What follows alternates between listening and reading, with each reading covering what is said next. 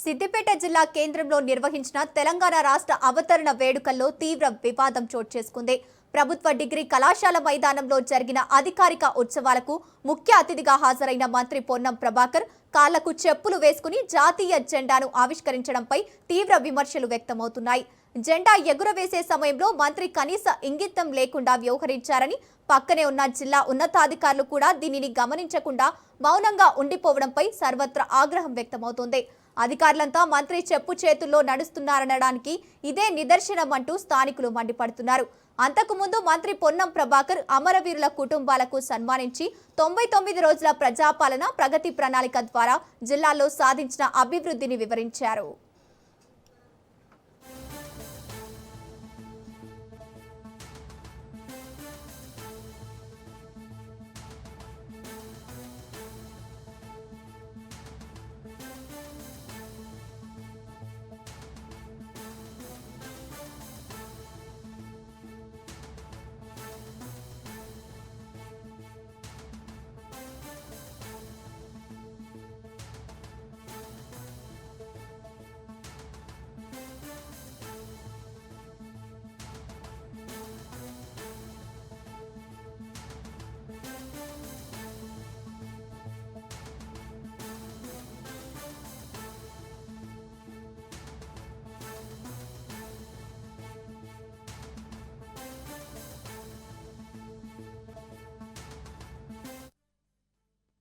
దాశరథి కృష్ణమాచార్యాలు చెప్పినట్టుగా నా తెలంగాణ కోటి రత్నాల వీణ అనే వీణ నేడు అభివృద్ధి రాగాలు పలుకుతా ఉంది.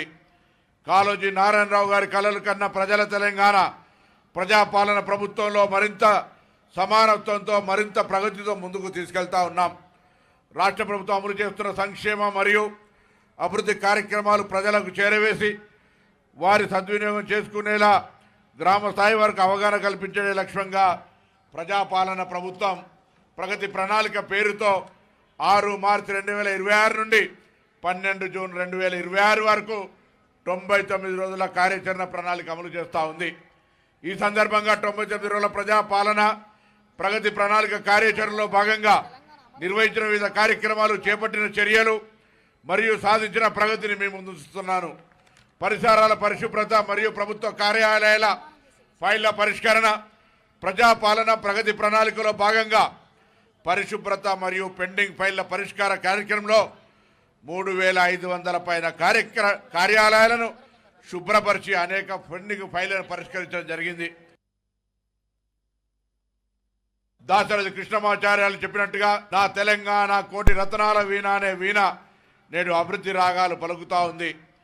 కాళోజీ నారాయణరావు గారి కలలు కన్న ప్రజల తెలంగాణ ప్రజాపాలన ప్రభుత్వంలో మరింత సమానత్వంతో మరింత ప్రగతితో